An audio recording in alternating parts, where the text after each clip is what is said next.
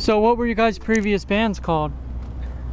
I didn't have any. Yeah, we were just in some small locals, didn't really play many shows or anything. And how'd you guys come up with the name for this band, year for the demo CD, and the first song you ever made for this band? We didn't join the band until it was 2010. The band started in 07. What's the first song you guys did with this band? I don't like this band. Ancient Waters. Ancient Waters. And you're the singer and you're the guitarist? Mm-hmm.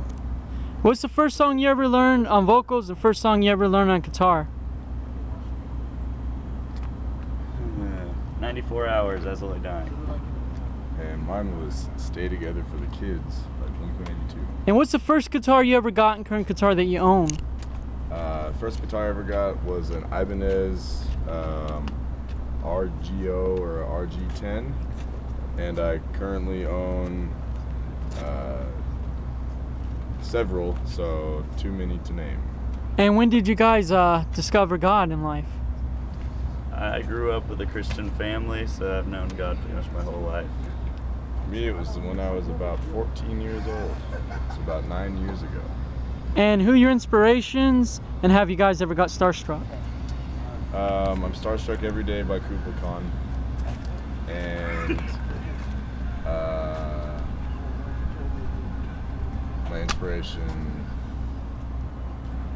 is band Kublai Khan. You know who that is? Yeah. And you? I really like Bradley Cooper's sick. I like Bradley Cooper a lot. Very good guy. Maddie Montgomery's really cool too.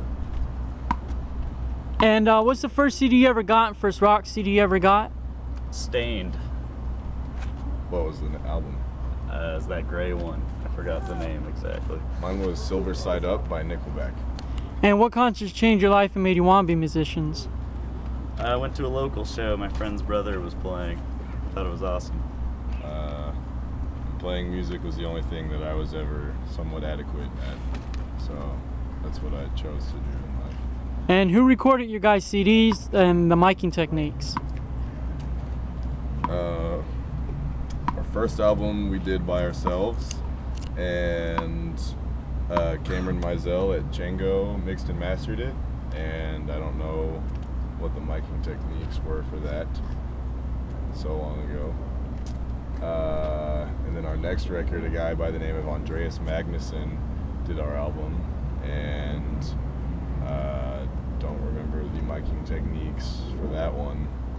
And then our latest album, a guy by the name of William Putney did that record, and the miking techniques were very standard.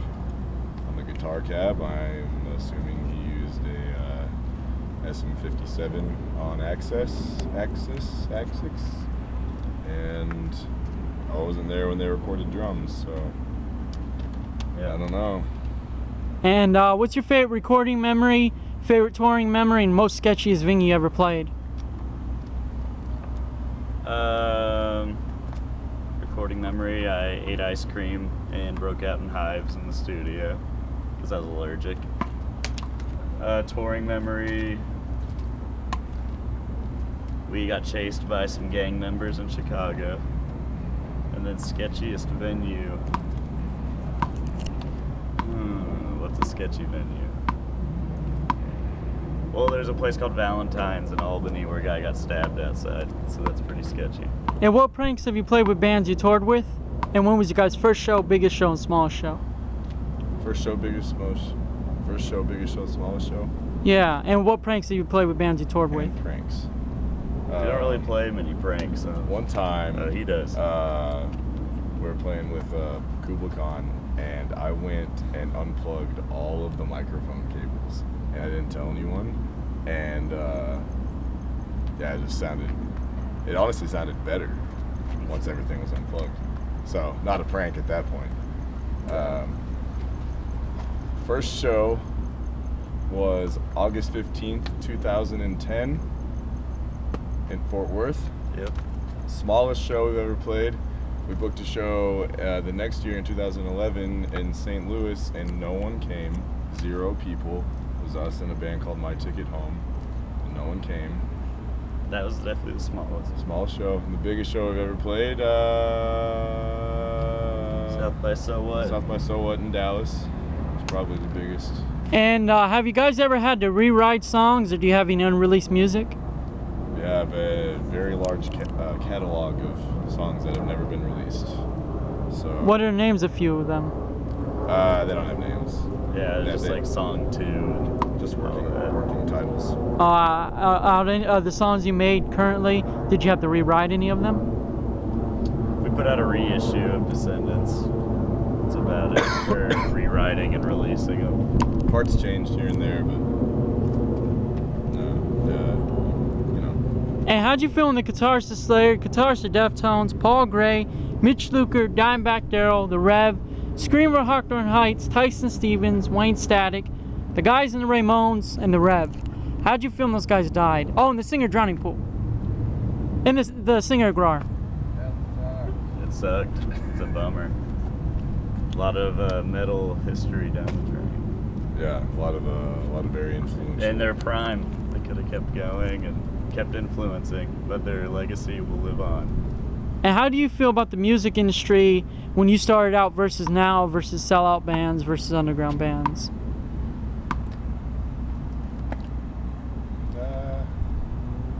I don't know. It's all. I mean, at the end of the day,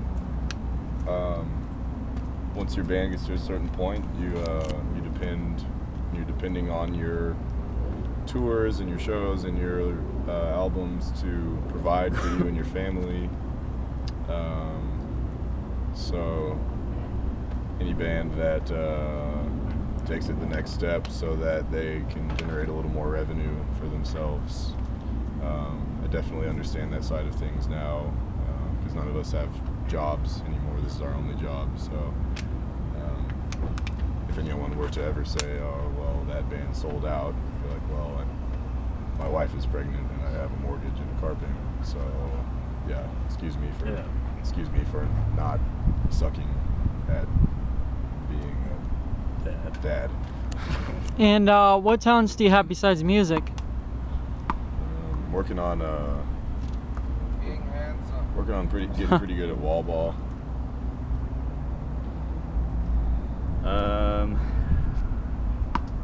Build birdhouses. He builds birdhouses. And what's your guys' dream tour? Kublai headliner. I'd like to go out with Alice Cooper and Guns N' Roses. And have you ever had any instrument problems or van problems? Nah. I mean, Tuck's bass blew up one show, but other than that, nothing really. And what's your guys' favorite childhood memory with music? My grandpa has an old acoustic guitar, and he taught me how to play some chords when I was really little. So that's cool. I tried to sound like Mitch Lucker, and then I started screaming, and then my friend's like, let's start a band. And how'd you guys meet, and what happened to the old members? Met through. That's saved a it. close one. Thanks, man. Oh. Hey, also, sorry to interrupt, but on this moment, I need to talk to you guys.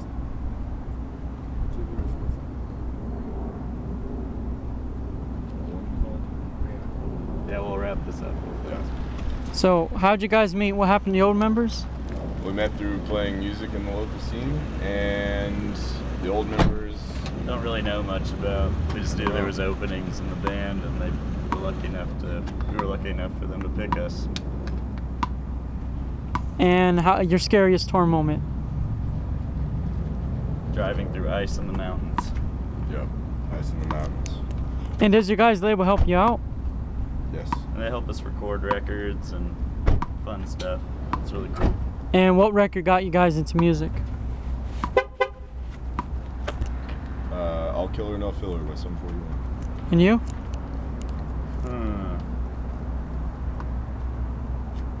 It's a tough one. Only Chasing Safety, Under Oath. And what bands do you wish would do reunions? Under Oath. If there was a way to resurrect Dimebag. Yeah. Terra reunion show. And good local bands from where you guys are from.